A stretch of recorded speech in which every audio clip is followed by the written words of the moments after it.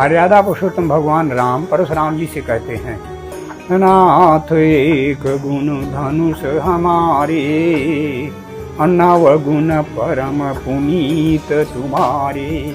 हे नाथ, हे स्वामी, हमारे केवल एक ही गुण धनुष बाण है, लेकिन आपके पवित्र 9 गुण हैं। आप पवित्र 9 गुणों से अलंकृत हैं। वे 9 गुण कौन से हैं?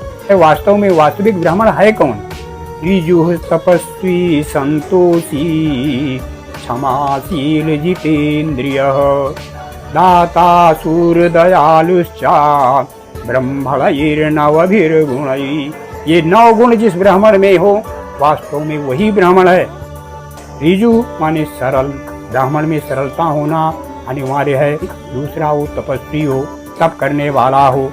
तीसरा, संतोष करने वाला हो, परम संतोषी हो, वही ब्राह्मण है। क्षमाशील हो, दूसरों को क्षमा करने वाला ही ब्राह्मण कहलाने का अधिकारी है।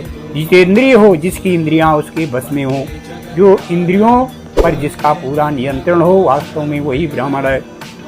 दाता, दाता माने दानी हो, दान लेता भी हो, देता भी हो। दाता माने दान को देने वाला भी हो। शूर, शूर यहाँ बहादुर भी हो। बहादुर से मतलब बल से नहीं, जिसने अपनी इंद्रियों को पर विजय प्राप्त कर ली हो और दया से भरा हो, मतलब दया का भाव, दया की भावना जिसमें हो, वही ब्राह्मण है। ब्रह्मणैः, जो ब्रह्म को जानता हो, जिसका ब्रह्म से साक्षात्कार हो गया हो या ब्रह्म के बताए हुए मार्ग पर चलता हो, वही वास्तविक ब्राह्मण है। जाति से कोई ब्राह्मण नहीं होता।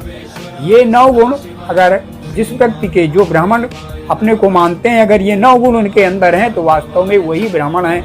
और अगर इनके अभाव में वो ब्राह्मण जाति से अपना कहलाते रहें, ब्राह्मण कहलाने के वास्तविक अधिकारी नहीं हैं।